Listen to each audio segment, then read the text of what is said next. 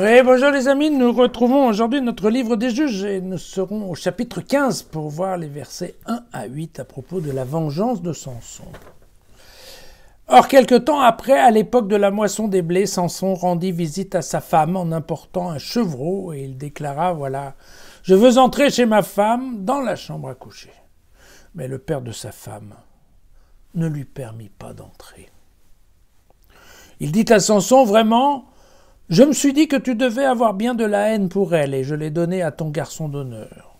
Mais sa sœur cadette ne vaut-elle pas mieux qu'elle? Prends-la donc à la place de l'autre. Et Samson leur dit, mais alors cette fois je suis quitte envers les Philistins et je vais leur faire du mal. Samson s'en alla.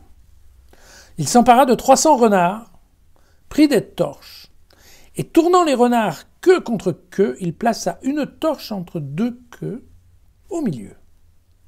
Puis il mit le feu aux torches et lâchant les renards dans les moissons des Philistins, il incendia aussi bien les gerbiers que le blé sur pied, et même des vignes et des oliviers. Les Philistins dirent, mais qui a fait cela?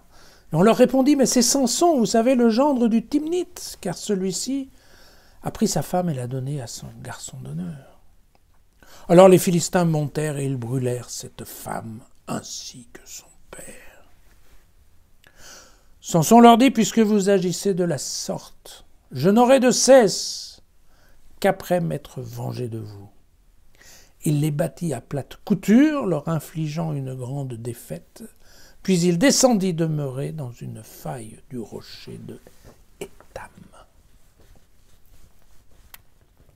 Voilà, il y a des lendemains de noces qui sont particulièrement difficiles, mais on voit quand même que Samson a pris du temps pour se souvenir qu'il avait une femme dans le pays à Timna, n'est-ce pas?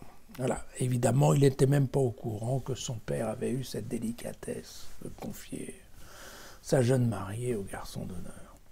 Bon, évidemment, mais les coutumes matrimoniales sont un peu différentes à l'époque qu'aujourd'hui.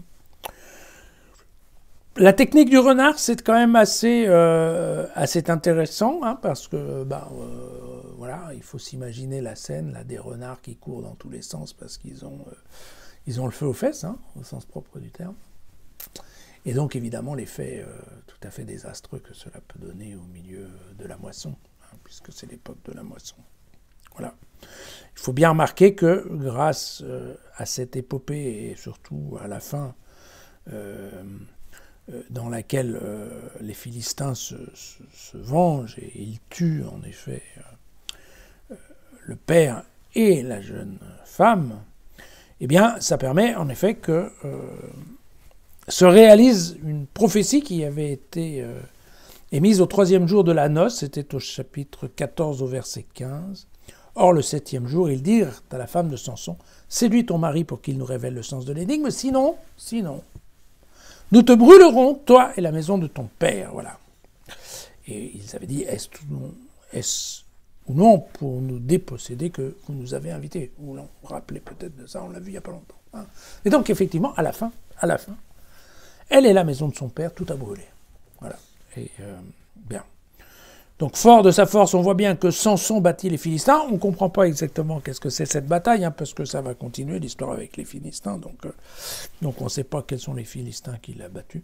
Mais, pour information, il faut savoir qu'il va dans cette faille du rocher de Étam, Étam n'ayant rien à voir avec une marque de sous-vêtements féminins.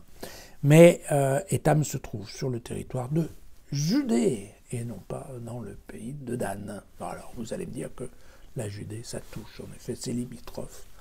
Entre la Judée touche, effectivement, hein, et le pays des Philistins et le pays de Dan. Voilà. À demain.